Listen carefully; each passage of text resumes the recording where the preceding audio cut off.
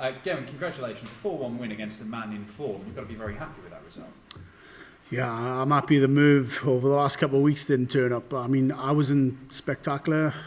He didn't play brilliant, but I took my opportunities at the right time, especially, the 148 in the first set, I think he was, to win the set. And yeah, after that, I felt comfortable all the way through. And when you're feeling comfortable, it becomes a little bit easier. But I'm happy it was 4-1. Otherwise, the closer it got, the harder it would have got. You're looking like the best double top hitter in the world right now. You certainly worked well in that game and against Brendan.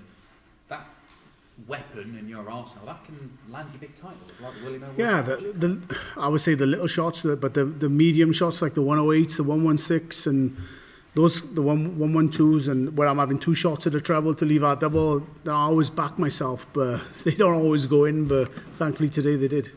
You've put in back-to-back strong performances, but it's not enough for you, is it? You're very high standards. Well, no, I thought I played all right in the last game, but this one, I thought it was a bit up and down and patchy, and just let Merv back in. I should have been 2-0 up, and I bombed my throw in the second set. And then, I put too much pressure on myself, and I like it to be a little bit more comfortable, but 4-1 is comfortable enough. But yeah, that pressure, I just put myself under all the time. You've played phenomenal stuff all the way through this year.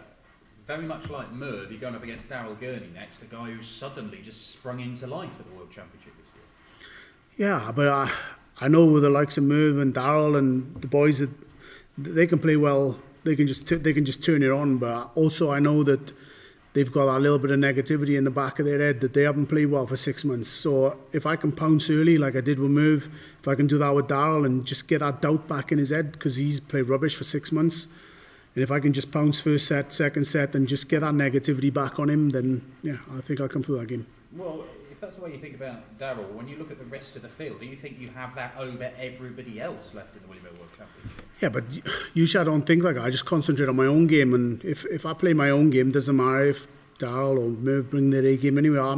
I still believe I'm going to win, but just knowing what sort of frame of mind that they've been in for the last 6 months, if I can put that pressure on early on, then that pressure is going to double for them. Well, congrats tonight. We'll see you in 2021. Thank you. Gezi, congratulations. Up until the last leg, nothing over 16 darts. That's very consistent, as you said to Dan. Not your best, but very, very consistent. Going to be hard to beat. Yeah, I thought I was steady today, but there was nothing spectacular. And if you want to win the World Championship, you have to play some super darts. I mean, Michael's flying at the moment, but it's all on the day. And you never win this tournament first, second, third round. You've got to get the semis and finals to win this tournament. And, hopefully I'm keeping the best till the last. Listen to your Sky interview. Merv being nice to you in the practice room through. No, honest. I practice on the same board for every time I've been here, and Merv has done the same. So we wouldn't change boards, so we were practicing together. And I get on with Merv, and it doesn't bother me if I practice with someone I'm playing.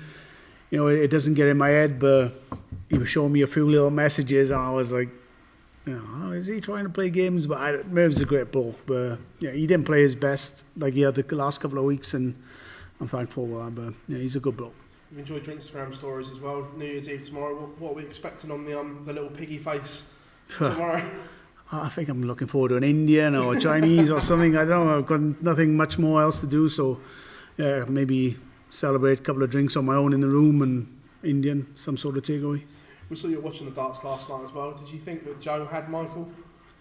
No, honestly, I know the sort of player Michael is, and I know Joe's great, but it's those one or 2% right at the end of games that really matter. And even if it was going last leg, Joe obviously it did, and Joe had the throw, and I just knew Michael would pull something out of the bag, and he always does, and that's why he's world number one. That's why he's the best player in the world for the last 10 years possibly. So yeah, I knew it was going to be tough for Joe, but he could have done it, but just slipped up in the last leg.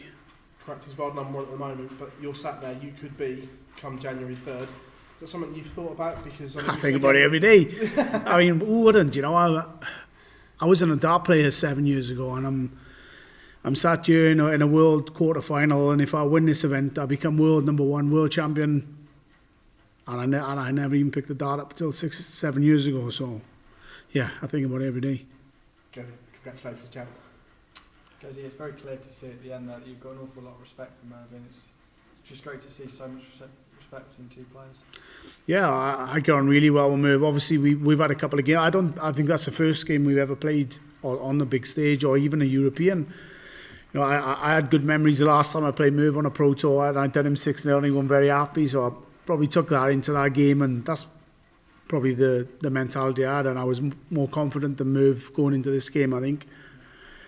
But yeah, like you said, he's a good bloke. I get on really well with him, and he was a lot of respect after the game as well. Came through a tough quarter-final last year. What lessons can you take from that into your quarter-final this year? I just need to concentrate on my own game, and I know how well Daryl can play, and I know how well every other player can play, but also I know well when I'm on my game, I know how well I can play, and if I bring my A game and I play the way I can, then I'm confident I'll come through them games. Cheers for your time. No worries. Thanks. I was surprised how well